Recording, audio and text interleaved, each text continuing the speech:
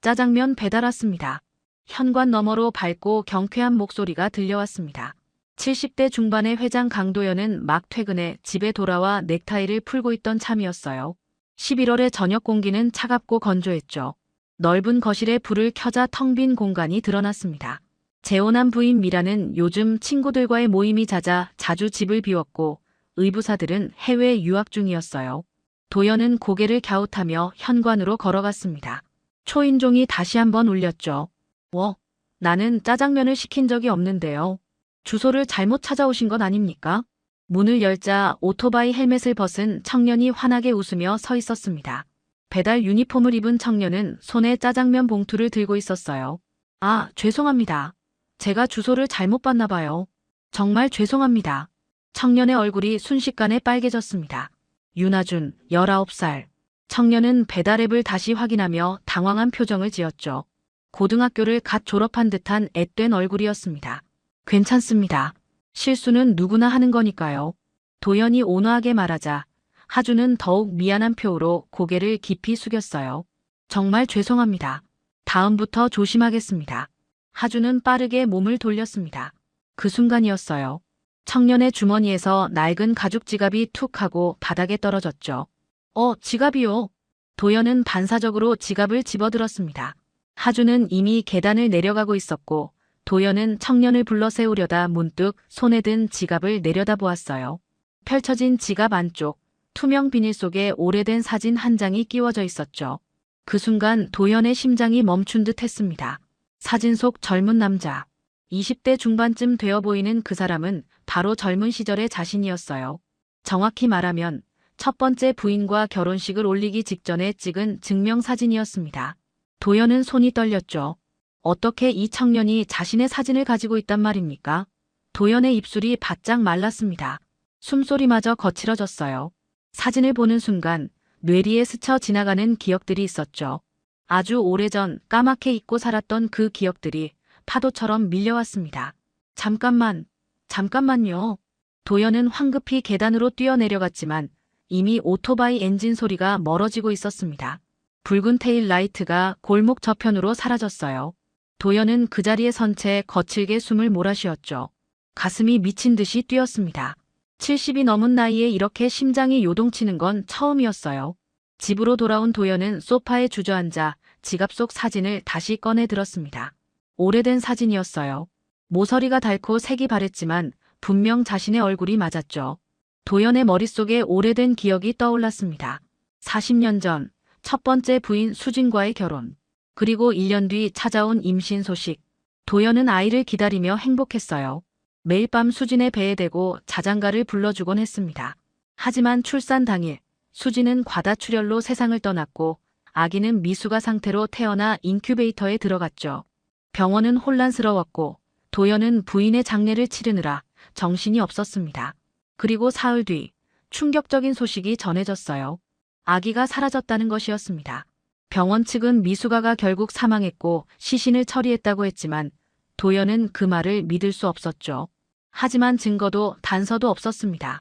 도연은 몇 년간 사설 탐정까지 고용해 아이를 찾았지만 허사였어요. 세월이 흐르면서 도연은 서서히 그 아픔을 가슴 깊이 묻어두었습니다. 도대체 저 사진은 어떻게? 도연은 떨리는 손으로 휴대전화를 집어들었어요. 비서에게 전화를 걸었습니다. 여보세요, 회장님. 지금 당장 와. 급한 일이야. 사람을 찾아야 해. 반드시. 도연의 목소리는 다급했습니다. 비서는 회장의 평소와 다른 어조에 놀라 대답했죠. 알겠습니다. 바로 가겠습니다. 도연은 사진을 가슴에 꼭 쥐고 창밖을 바라보았습니다. 저 멀리 사라진 붉은 불빛이 아직도 눈에 선했어요. 그 청년의 얼굴도 선명했습니다. 밝게 웃던 모습, 당황해하던 표정, 그리고 무엇보다 그 눈빛. 도연은 알 수 없는 확신이 들었죠. 저 청년과 자신 사이에 뭔가 연결고리가 있다는 것을요. 이튿날 아침, 도연은 비서 김 과장을 불러 앉혔습니다. 책상 위에는 하준의 지갑이 놓여 있었죠. 어제 저녁 이 집으로 짜장면 배달을 온 청년이 있었어. 19살쯤 되어 보이던데 이 지갑의 주인이야. 김 과장은 지갑을 집어들며 고개를 끄덕였습니다. 찾아드리면 되겠습니까? 아니, 그게 아니라. 도연은 잠시 말을 멈췄어요. 어떻게 설명해야 할지 막막했습니다. 40년 전 잃어버린 아들 이야기를 꺼내기가 쉽지 않았죠. 그 청년에 대해 알아봐. 어디 사는지, 가족은 누가 있는지, 뭐 하는 아이인지. 최대한 자세히. 김 과장은 회장의 심각한 표정에서 범상치 않은 분위기를 감지했습니다. 알겠습니다, 회장님. 바로 알아보겠습니다. 사흘이 지났습니다. 하지만 김 과장이 가져온 소식은 별로 없었어요. 배달앱 업체에 문의했지만 개인정보 보호를 이유로 거절당했고 근처 중국집들을 돌아다녀 봤지만 그런 청년을 고용한 곳을 찾지 못했죠. 죄송합니다, 회장님. 단서가 너무 부족합니다. 도연은 답답한 마음에 창밖을 바라보았습니다. 그때 문득 한 가지 생각이 떠올랐어요. 김 과장, 짜장면을 다시 시켜. 네, 짜장면을요? 김 과장은 의아한 표정을 지었습니다. 회장이 중국 음식을 즐기는 편이 아니었거든요. 그래. 어제부터 매일 저녁 6시에 짜장면을 시켜. 여러 중국집에 돌아가면서 그 청년이 다시 올 때까지. 도연의 눈빛은 단호했습니다. 김 과장은 더 이상 묻지 않고 고개를 숙였죠. 알겠습니다. 그날 저녁부터 도연의 집에는 매일 짜장면이 배달되기 시작했습니다. 월요일에는 금성 반점, 화요일에는 대륙 반점, 수요일에는 홍콩 반점. 하지만 하주는 나타나지 않았어요. 도연은 매번 배달원의 얼굴을 확인했지만 그 청년은 보이지 않았습니다. 일주일이 지나고 2주일이 지났습니다. 도연은 점점 조바심이 났어요. 혹시 그 청년이 배달 일을 그만둔 건 아닐까? 아니면 다른 지역으로 옮긴 건 아닐까? 온갖 생각이 머릿속을 어지럽혔죠. 한편 하주는 고등학교를 갓 졸업한 뒤 대학 등록금을 벌기 위해 여러 아르바이트를 전전하고 있었습니다. 짜장면 배달은 그중 하나였을 뿐이에요. 하준에게는 아픈 할머니가 계셨습니다. 할머니는 하준을 어릴 적부터 키워주신 유일한 가족이었죠. 하지만 최근 들어 할머니의 건강이 나빠지면서 병원비가 만만치 않았습니다. 하준아, 너무 무리하지 마라. 할미는 괜찮으니까. 할머니, 걱정 마세요. 저 이제 어른이에요. 이 정도는 할 수 있어요. 하준은 밝게 웃으며 말했지만 사실 몸은 지쳐 있었습니다. 낮에는 편의점에서 일하고 저녁에는 배달 일을 했죠. 밤에는 대학 입학을 위한 공부도 해야 했습니다. 그러던 어느 금요일 저녁이었습니다. 하준이 일하는 용궁반점에 배달 주문이 들어왔어요. 하준아, 이거 강남 쪽인데 내가 갈 수 있겠니? 네, 사장님. 제가 갈게요. 하준은 주소를 확인하고 고개를 갸웃했습니다. 왠지 낯익은 주소였어요. 그리고 곧 깨달았죠. 지난번 실수로 잘못 찾아갔던 그 고급 아파트였습니다. 아, 그때 그 집이네. 하준은 지갑을 떨어뜨렸던 기억이 떠올랐습니다. 그 후 지갑을 찾지 못해 애를 먹었죠. 신분증도 현금도 무엇보다 소중한 사진도 들어있던 지갑이었습니다. 할머니가 돌아가신 할아버지 사진이라며 주신 그 사진. 하준은 그 사진을 보물처럼 간직하고 있었어요. 혹시 그분이 주었을까? 하준은 가슴이 두근거렸습니다. 오토바이에 시동을 걸고 그 집을 향해 달렸어요. 한편 도연은 그날도 어김없이 짜장면을 시켰습니다. 이번엔 용궁 반점이었죠. 초인종이 울렸고 도연은 기대 반 체념 반으로 문을 열었습니다. 짜장면 배달 왔습니다. 그 순간 도연의 눈이 커졌습니다. 바로 그 청년이었습니다. 하준이 서 있었어요. 도연은 심장이 터질 듯 뛰는 것을 느꼈습니다. 3주 동안 기다려온 순간이었죠. 하준은 도연을 알아보고 눈이 휘둥그레졌어요. 아, 저번에 그 실수했던 집이시네요. 안녕하세요. 하준은 반갑게 인사했습니다. 도연은 떨리는 손으로 배달비를 건네며 말했어요. 잠깐만 기다려주겠나? 줄 게 있어서. 네. 아, 네. 하준은 고개를 갸웃했지만 현관 앞에서 기다렸습니다. 도연은 서재로 들어가 책상 서랍을 열었어요. 그 안에는 하준의 낡은 가죽 지갑이 조심스럽게 보관되어 있었죠. 도연은 지갑을 손에 쥐고 깊은 숨을 들이마셨습니다. 현관으로 돌아온 도연은 하준에게 지갑을 건넸어요. 이거 내 지갑 맞지? 하준의 얼굴이 환해졌습니다. 제 지갑이에요. 찾으려고 했는데 연락처를 몰라서 못 찾았어요. 정말 감사합니다. 하준은 지갑을 받아들고 반가워했습니다. 하지만 도연은 하준을 뚫어지게 바라보고 있었어요. 그리고 조심스럽게 물었죠. 혹시 지갑 안에 있던 사진 말인데 그분이 누구신가? 하준은 지갑을 열어 사진을 확인했습니다. 다행히 사진은 그대로 있었어요. 아, 이 사진이요? 할머니가 주신 건데 제 아버지 사진이래요. 도연의 손이 미세하게 떨렸습니다. 아버지라고. 네. 저는 아버지를 본 적이 없어요. 제가 태어나자마자 돌아가셨대요. 할머니가 이 사진만 남겨주셨죠. 도연의 가슴이 쿵 내려앉았습니다. 태어나자마자 아버지가 죽었다고. 그럼 이 청년은 혹시 도연은 더 많은 것을 물어보고 싶었지만 갑자기 쏟아지는 질문들이 하준을 당황하게 할까봐 조심스러웠어요. 자네 이름이 뭔가? 윤하준이요. 올해 19살이에요. 가족은? 할머니랑 단둘이 살아요. 어머니는 저를 낳고 돌아가셨대요. 도연은 온몸에 전율이 흘렀습니다. 나이도 맞고 상황도 정확히 들어맞았죠. 어머니가 출산 중 사망하고 아버지도 죽은 것으로 알려진 아이. 바로 자신이 잃어버린 아들의 이야기와 똑같았습니다. 혹시 말이다 혹시. 도연의 목소리가 떨렸습니다. 내가 내 아버지가 아닐까? 하준은 깜짝 놀라 도연을 쳐다보았습니다. 말도 안 되는 소리처럼 들렸어요. 네. 그게 무슨 제 아버지는 돌아가셨는데요. 아니야. 나는 죽지 않았어. 내가 태어난 직후 병원에서 내가 사망했다는 말을 들었지. 하지만 나는 그 말을 믿을 수 없었어. 증거도 없었고 시신도 보지 못했으니까. 도연은 하준의 어깨를 가만히 잡았어요. 그리고 조용히 노래를 흥얼거리기 시작했습니다. 오래된 자장가였죠. 도연이 첫 부인 수진의 배에 대고 불러주던 그 노래였습니다. 반짝반짝 작은 별 아름답게 비치네. 그 노래를 듣는 순간 하준의 동공이 커졌습니다. 몸이 굳어버렸어요. 하준의 머릿속에 희미한 기억이 떠올랐죠. 아주 어릴 적 할머니가 들려주시던 이야기. 할머니는 가끔 이 노래를 부르며 눈물을 흘리곤 했습니다. 이 노래는 너의 아버지가 태어나기 전 너한테 불러주던 노래란다. 뱃속에 있을 때부터. 할머니의 목소리가 귓가에 생생했습니다. 어떻게 이 노래를? 하준의 목소리가 떨렸어요. 도연도 눈시울이 붉어졌습니다. 나도 확신할 순 없네. 하지만 이 사진이 내 젊은 시절 모습이라는 건 확실해. 그리고 자네 나이, 자네 어머니 이야기 모든 게 너무 일치하지 않나. 하준은 어지러웠습니다. 방금까지만 해도 평범한 배달이었는데 갑자기 이런 이야기를 듣게 되다니. 하지만 이상하게도 하준의 마음 한구석에서는 무언가가 울렸어요. 설명할 수 없는 끌림 같은 것이었죠. 저도 잘 모르겠어요. 할머니한테 여쭤봐야 할 것 같아요. 그래, 그러는 게 좋겠구나. 혹시 할머니를 뵐 수 있을까? 하준은 망설이다 고개를 끄덕였습니다. 할머니가 요즘 편찮으셔서 병원에 계세요. 내일 오후에 면회 시간이 있는데 내가 가도 되겠나? 네, 아마 할머니도 놀라시겠지만 도연은 하준의 손을 꼭 잡았습니다. 그 손이 따뜻했어요. 고맙네. 내일 봐도 되겠지? 네, 연락처 알려드릴게요. 두 사람은 전화번호를 교환했습니다. 하준이 떠난 뒤 도연은 한참 동안 멍하니 서 있었어요. 가슴속에서 희망과 두려움이 동시에 밀려왔습니다. 혹시 정말 잃어버린 아들을 찾은 걸까요? 그날 밤 도연은 잠을 이룰 수 없었습니다.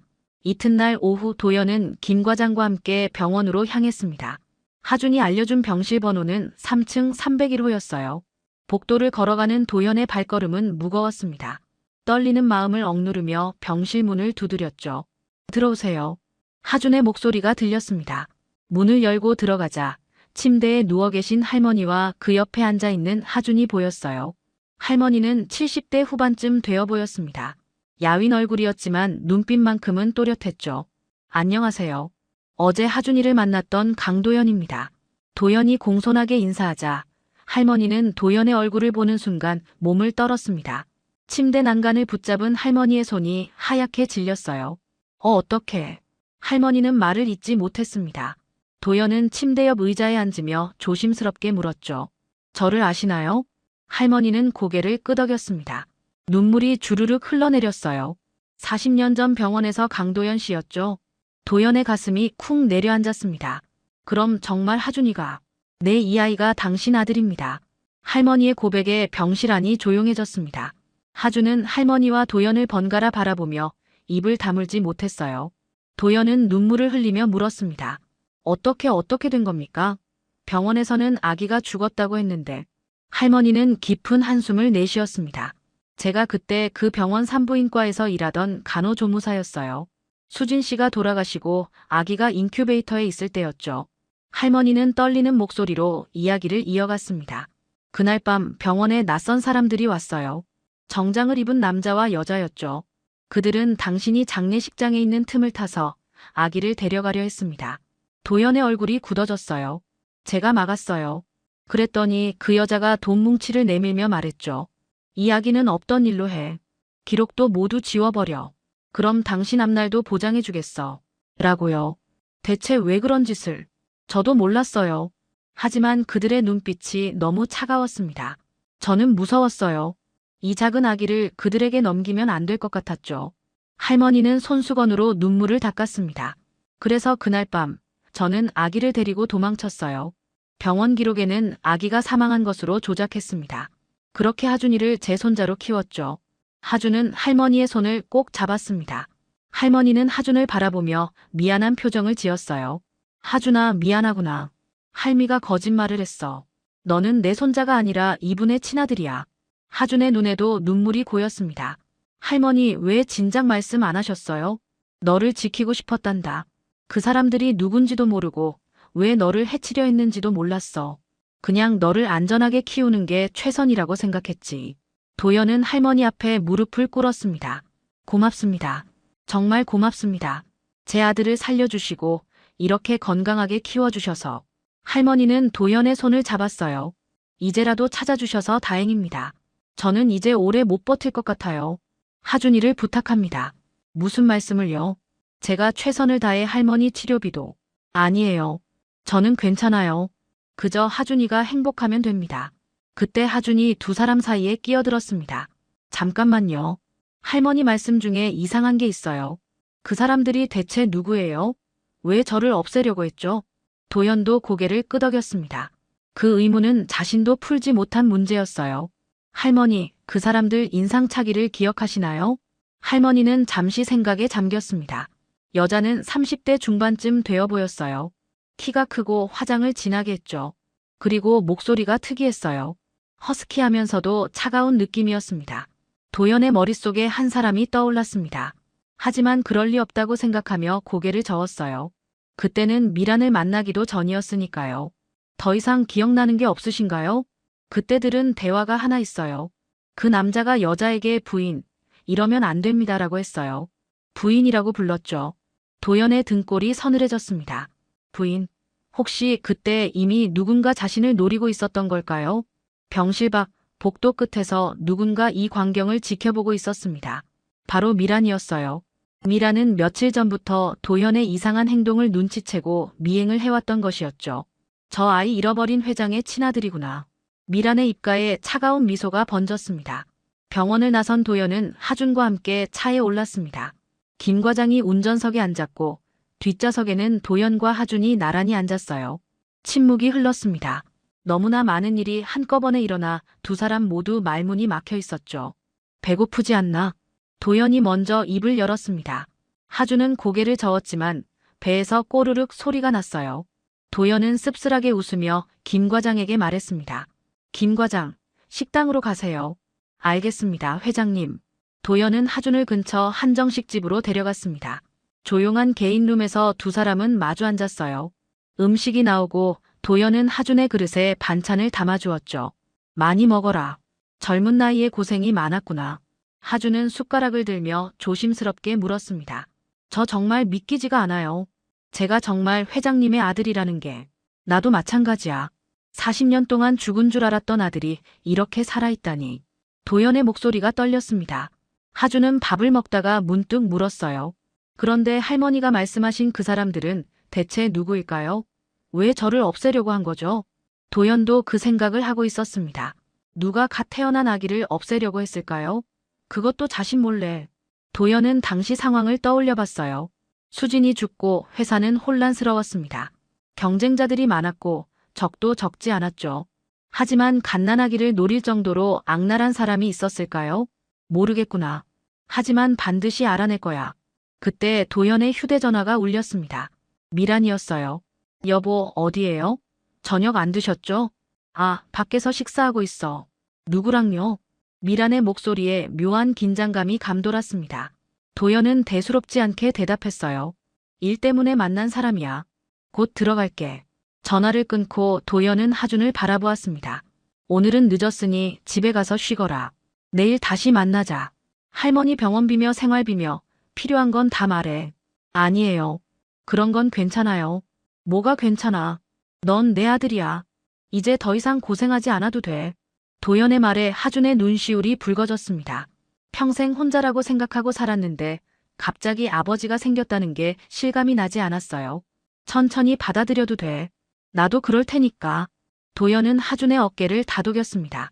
한편 도연의 집에서는 미란이 초조하게 거실을 왔다 갔다 하고 있었어요. 그날 병원에서 목격한 장면이 머릿속을 떠나지 않았습니다. 도연이 그 청년의 손을 잡고 우는 모습, 할머니가 눈물을 흘리며 이야기하는 모습, 미란은 직감적으로 알았어요. 저 청년이 도연의 친아들이라는 것을요. 안 돼, 절대 안 돼. 미란에게도 아들이 하나 있었습니다. 현재 미국에서 유학 중인 준서였죠. 미란은 도연과 재혼하면서 준서를 후계자로 만들 계획이었어요. 도연의 재산, 회사, 모든 것을 준서에게 물려주려고 했습니다. 하지만 친아들이 나타나면 상황은 달라지죠. 어떻게든 막아야 해. 미란의 눈빛이 차갑게 식었습니다. 그날 밤 미란은 오랜 친구에게 전화를 걸었어요. 언니, 나야. 부탁 하나만 들어줄래? 며칠 뒤 도연은 하준을 다시 집으로 초대했습니다. 이번엔 정식으로 식사를 함께 하자고 했죠. 하준은 떨리는 마음으로 도연의 집 초인종을 눌렀어요. 짜장면 배달 왔습니다. 농담처럼 말하자 도연이 웃으며 문을 열었습니다. 이제 배달은 그만하고 편하게 지내야지. 아직은 일을 해야 해요. 할머니 병원비도 있고. 그건 내가 다 처리했어. 이제 너는 공부만 하면 돼. 대학 등록금도 걱정 마. 하준은 감격스러웠습니다. 평생 돈 때문에 고생했는데 이제 그런 걱정을 덜 수 있다니. 하지만 한편으로는 미안한 마음도 들었어요. 거실로 들어선 하준은 미란과 마주쳤습니다. 미란은 우아하게 웃으며 인사했어요. 안녕하세요. 저는 강 회장의 부인 미란이에요. 아, 안녕하세요. 윤하준입니다. 미란의 눈빛은 부드러웠지만 그 속에 숨겨진 차가움을 하준은 알아차리지 못했습니다. 미란은 식탁에 음식을 차리며 말했죠. 많이 드세요. 회장님이 하준 씨 이야기를 많이 하시더라고요. 세 사람은 식탁에 둘러앉았습니다. 겉으로는 화기애애한 분위기였지만 미란의 머릿속은 복잡했어요. 저 청년을 어떻게든 집안에서 내쫓아야 한다고 생각했습니다. 식사가 끝나고 하준이 화장실에 간 사이 미란은 하준의 가방을 슬쩍 열어보았습니다. 그리고 자신의 다이아몬드 귀걸이를 몰래 가방 안쪽 주머니에 집어넣었죠. 미란의 입가에 음산한 미소가 번졌습니다. 이제 시작이야. 하준이 집으로 돌아간 지 1시간쯤 지났을 때였습니다. 미란은 갑자기 비명을 질렀어요. 여보, 큰일 났어요. 도연이 서재에서 급히 나왔습니다. 무슨 일이야? 제 다이아몬드 귀걸이가 없어졌어요. 분명 화장대에 놓아뒀는데. 미란은 화장대 서랍을 뒤지며 다급하게 말했습니다. 도연은 차분하게 물었어요. 언제 마지막으로 봤는데? 오늘 아침에 확인했어요. 분명 여기 있었는데 설마. 미란은 손으로 입을 막으며 하준을 떠올리는 듯한 표정을 지었습니다. 설마 뭐가? 아니에요. 그럴 리 없어요. 하준 씨가 그럴 사람은 아니잖아요. 하지만 미란의 말투는 오히려 의심을 부추겼습니다. 도연의 얼굴이 굳어졌어요. 무슨 말을 하려는 거야? 여보, 저도 믿고 싶지 않아요. 하지만 오늘 하준 씨가 다녀간 뒤에 없어진 거잖아요. 혹시 모르니까 경찰에 신고해야 하는 거 아닐까요? 말도 안 돼. 하준이가 그럴 리 없어. 도연은 단호하게 말했지만 미란은 계속 불안한 표정을 지었습니다. 그날 밤 미란은 결국 경찰에 신고를 했어요. 도연이 말렸지만 소용없었습니다. 이틀 뒤 하준은 경찰서로 출두 요청을 받았습니다. 하준은 당황하며 도연에게 전화를 걸었어요. 회장님, 저 경찰서에서 조사를 받으러 오래요. 무슨 일인지 모르겠어요. 도연은 즉시 변호사를 대동하고 경찰서로 향했습니다. 조사실에서 하준은 형사 앞에 앉아 있었어요. 겁에 질린 얼굴이었습니다. 윤하준 씨, 지난 이틀 전 강도연 회장 댁을 방문했죠? 네, 맞아요. 그때 댁 안에서 무엇을 했습니까? 저녁 식사를 했어요. 그게 다예요. 형사는 서류를 넘기며 물었습니다. 화장실은 갔습니까? 네, 한 번 갔어요. 그때 다른 방에는 가지 않았나요? 하준은 고개를 저었어요. 아니요. 화장실만 갔다 왔어요. 그때 다른 형사가 비닐봉지를 꺼내 보여줬습니다. 안에는 다이아몬드 귀걸이가 들어있었죠. 이거 본 적 있습니까? 아니요. 처음 봐요. 이게 당신 가방에서 나왔는데요. 하준의 얼굴이 새하얗게 질렸습니다. 뭐라고요? 제 가방에서요? 그럴 리가 없어요. 지난밤 당신 집을 압수수색했습니다. 가방 안쪽 주머니에서 발견됐어요. 하준은 손을 떨었습니다. 어떻게 된 일인지 이해할 수가 없었어요. 그때 도연이 조사실 문을 박차고 들어왔습니다. 무슨 일입니까? 내 아들을 왜 이렇게 조사하는 거죠? 회장님, 증거가 있습니다. 부인이 신고하신 다이아몬드 귀걸이가 윤하준 씨 가방에서 발견됐습니다. 도연은 믿을 수 없다는 표정을 지었어요.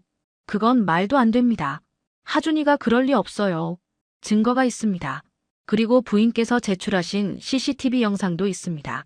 형사는 노트북을 돌려 영상을 보여줬습니다. 집안 거실 천장에 설치된 카메라 영상이었어요. 화면에는 하준이 화장실에서 돌아오다가 잠깐 주춤거리는 모습이 보였습니다.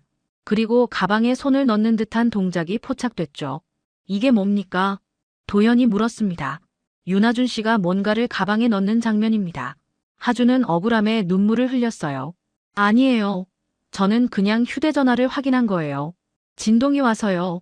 그럼 왜 귀걸이가 당신 가방에 있었죠? 모릅니다. 저는 정말 모르는 일이에요. 도연은 변호사를 돌아보았습니다. 변호사가 나섰어요. 형사님, 이건 명백히 조작된 사건입니다. 영상만으로는 아무것도 증명할 수 없어요. 그리고 왜 피해자 부인이 직접 수사를 독촉하는 겁니까? 그건 피해자의 권리입니다. 조사는 길어졌습니다. 하준은 결국 석방됐지만 혐의는 벗지 못했어요. 집으로 돌아온 도연은 미란을 마주했습니다. 당신이 한 짓이요? 도연의 목소리는 차갑게 식어 있었습니다. 미란은 태연하게 대답했어요. 무슨 말씀이세요? 저는 피해자예요. 제 귀걸이를 잃어버렸고 증거가 나왔잖아요. 왜 이러는 거요? 하준이가 내 아들이라서 그래요. 미란의 표정이 굳어졌습니다. 여보, 저는 단지 진실을 밝히고 싶을 뿐이에요. 그 애가 정말 당신 아들인지도 확실하지 않잖아요. 확실해요. 할머니도 증언했고 모든 게 일치해요. 그래도 유전자 검사는 안 했잖아요. 미란의 말에 도연은 잠시 말문이 막혔습니다. 그렇습니다. 아직 과학적인 증거는 없었어요. 좋아요. 유전자 검사를 하죠. 그럼 당신도 인정하겠어요? 물론이죠. 미란은 자신 있게 대답했습니다. 하지만 속으로는 다른 계획을 세우고 있었어요. 유전자 검사 결과가 나오기 전에 하준을 완전히 제거해야 한다고 생각했습니다. 그날 밤 하준은 좁은 원룸에서 무릎을 안고 앉아 있었습니다. 억울했어요. 정말 아무것도 하지 않았는데 도둑으로 몰렸습니다. 하준은 도연에게 미안했어요. 아버지 죄송합니다. 하준은 혼자 중얼거렸습니다. 이튿날 아침 도연의 집에 예상치 못한 손님이 찾아왔습니다. 바로 가정부 순떡 씨였어요. 순떡 씨는 20년 넘게 도연의 집에서 일해온 사람이었습니다. 미란이 들어온 뒤로는 일주일에 2번만 출근했지만 오늘은 특별히 찾아온 것이었죠. 회장님, 말씀드릴 게 있습니다. 순떡 씨의 얼굴은 창백했습니다. 손도 떨리고 있었어요. 도연은 순떡 씨를 서재로 안내했습니다. 무슨 일이십니까? 회장님, 저 사실을 말씀드려야 할 것 같아요.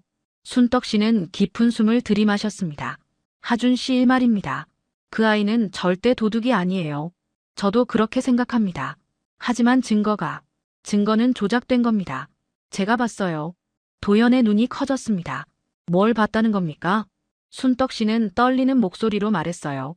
그날 하준 씨가 화장실 간 사이에 부인께서 하준 씨 가방을 열었어요. 그리고 뭔가를 넣었습니다. 제가 주방에서 설거지하다가 우연히 봤죠. 도연의 주먹이 불끈 쥐어졌습니다. 확실합니까? 네. 분명히 봤어요. 부인은 제가 보고 있는 줄 몰랐을 겁니다. 저는 그때 무서워서 아무 말도 못했어요. 하지만 이렇게 무고한 아이가 누명을 쓰는 걸 보고만 있을 수가 없었습니다. 도연은 책상을 주먹으로 내리쳤습니다. 왜 진작 말씀하지 않으셨습니까? 죄송합니다. 부인이 무서워서 제 일자리도 잃을까봐. 순떡 씨는 눈물을 흘렸습니다. 도연은 심호흡을 하며 진정했어요. 순떡 씨, 경찰에 가서 증언해 주시겠습니까? 네, 그래야죠. 하지만 회장님, 그 전에 드릴 말씀이 하나 더 있습니다. 순떡 씨는 가방에서 낡은 수첩을 꺼냈습니다. 이건 20년 전 일기장이에요. 제가 병원에서 일할 때 쓴 거죠. 도연은 수첩을 받아들었습니다. 순떡 씨가 페이지를 펼쳐 보여줬어요. 여기 보세요. 회장님 첫 번째 부인 수진 씨가 돌아가신 날의 기록입니다. 도연은 수첩을 읽기 시작했습니다. 거기에는 그날의 혼란스러웠던 상황이 자세히 적혀 있었어요. 그리고 중요한 대목이 나왔습니다. 밤 11시, 정장 입은 남녀가 신생아실에 왔다. 여자는 키가 크고 목소리가 허스키했다. 남자에게 부인이라고 불렸다. 아기를 데려가려 했으나 내가 막았다. 여자가 돈을 주며 협박했다. 이 아기는 없던 걸로 해. 그럼 내 앞날도 보장해주지. 나는 무서웠지만 아기를 지켜야 한다고 생각했다. 도연의 손이 떨렸습니다. 회장님, 한 가지 더 중요한 게 있어요. 순떡 씨는 다른 페이지를 펼쳤습니다. 그 여자의 특징을 자세히 적어뒀어요. 왼쪽 손목에 장미 문신이 있었습니다. 그리고 목소리가 독특했죠. 도연은 순간 미란을 떠올렸습니다. 미란도 왼쪽 손목에 작은 장미 문신이 있었어요. 하지만 그때는 미란을 만나기도 전이었습니다. 아니, 정말 그럴까요? 순떡 씨, 혹시 그 여자 얼굴을 기억하십니까? 정확하진 않지만 요즘 부인과 비슷했던 것 같아요. 물론 20년이 지났으니 확신할 순 없지만요. 도연의 머릿속이 복잡해졌습니다. 만약 정말 미란이었다면, 그렇다면 미란은 자신과 만나기 훨씬 전부터 자신을 노리고 있었던 걸까요? 회장님, 경찰에 가시죠. 제가 모든 걸 증언하겠습니다. 도연과 순떡 씨는 즉시 경찰서로 향했습니다. 형사들은 순떡 씨의 증언을 듣고 놀란 표정을 지었어요. 가방에 귀걸이를 넣는 걸 직접 목격했다는 말씀이시죠? 네, 분명히 봤습니다.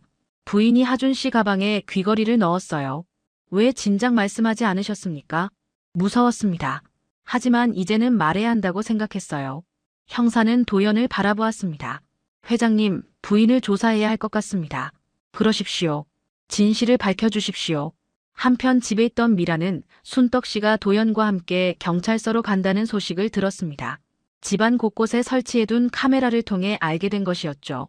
미란의 얼굴이 일그러졌어요. 그 늙은이가 감히. 미란은 서둘러 짐을 챙기기 시작했습니다. 하지만 이미 늦었어요.